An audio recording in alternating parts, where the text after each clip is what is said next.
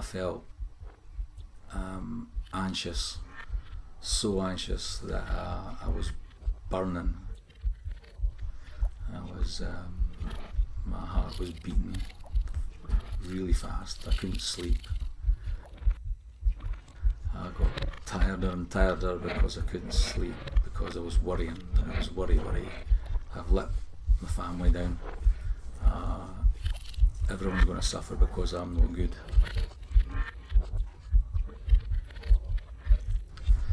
Everybody who relied on me, it was a false reliance. I was a fake. Therefore, I worried even more about what financial disaster I'd do with my family.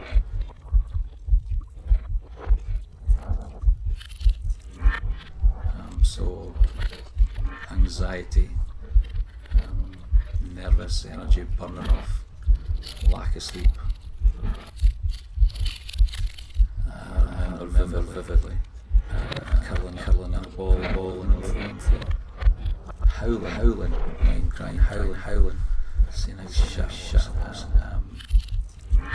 Yeah, I felt so bad. That was all I could do. I just wanted to take it away from all.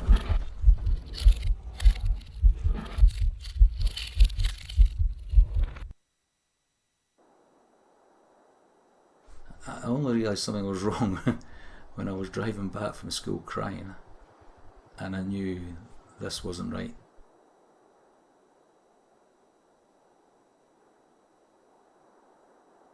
It was a build-up of stress in work and expectations of work, and then finding that I couldn't do it. I wasn't alone, other people were struggling with it, but I just thought, I can't do this. Why? What's wrong with me? Why can't I do it? I'm a failure.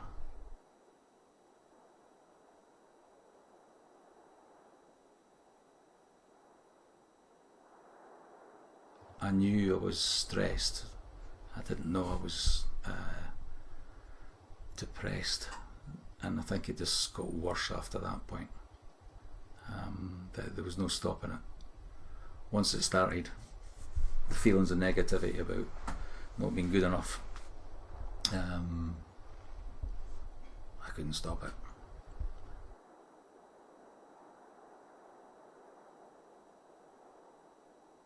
The whole thing made me feel that I was worthless, so I didn't want to meet anyone. I didn't want to speak to anyone. I was so worthless that there's no point in, I shouldn't be indulging in my hobbies, which I love, my cycling and my books. I couldn't do that. I could see, and now I can, that these are the sort of things I should have kept doing. I should have kept in contact with people. I should have gone out on my bike. I should have gone to the cinema. I should have done this. I just had to hide because it was an embarrassment, and I was a worthless human being. And all the things that laterally I know is how you deal with it, I couldn't.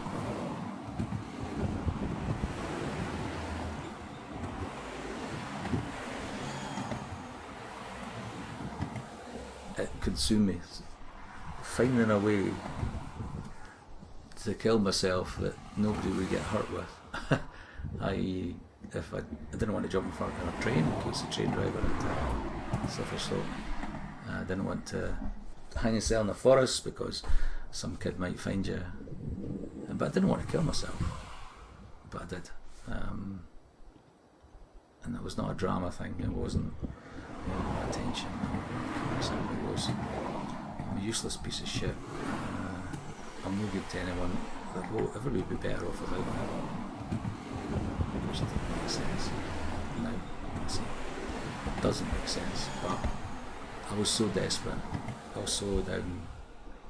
I could understand why people would do it. And I was so numb that I could feel that people in my position then I could see how they could do it. But unfortunately I knew I couldn't because of my family. There's no way. Even though I was suffering and I was hating it, and I was absolutely hating myself, I would have never done that to my family.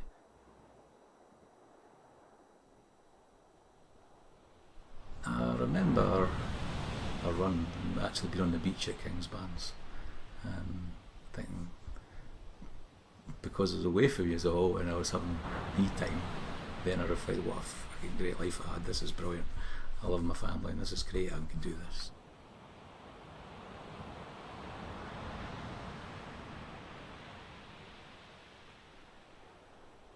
I am a guy who did a lot of things on his own, and I think when you're giving time to other people as your job, you sometimes a wee bit of time to yourself without being too selfish.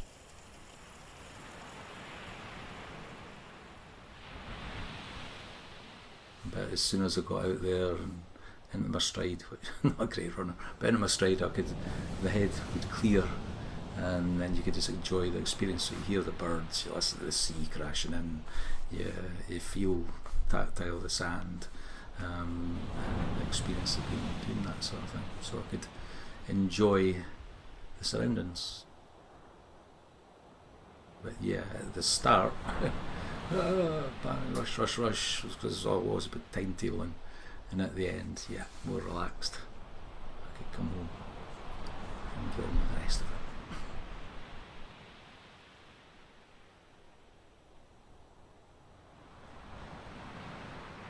I know that I've had these issues. I'm hopeful I won't have them again. I can't tell if I'm going to have them or not. I don't know what's going to kick in. You know, I didn't think I'd get it after the second time. But then I went back into a position of responsibility and I had a trigger there.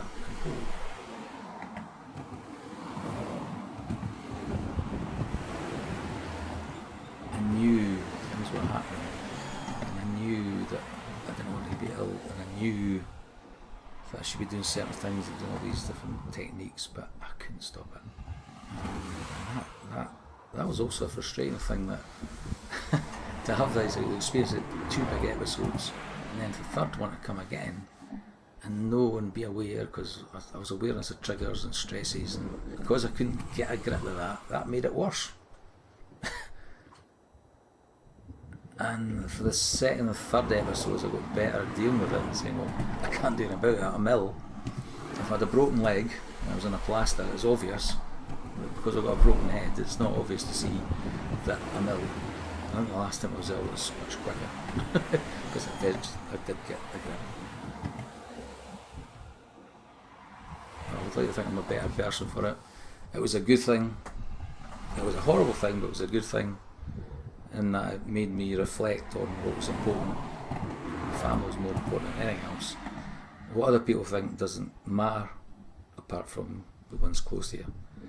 And work is important, but hey, it's a job, and getting that balance right, and that's what was wrong. The boys, I don't know, that we talked about, and I think they weren't fully aware of just how seriously ill it was, which is brilliant, because we were too young to deal with that at the time, but it's good to talk about now. I hope they know that if anything like that happens to them, they understand it. Well, it's happened to their dad, so, and he's still here, and he's still okay, I hope. And yeah, that if it happens to their friends and that happens to people they love, that they'll have insight into it, to know that people need help.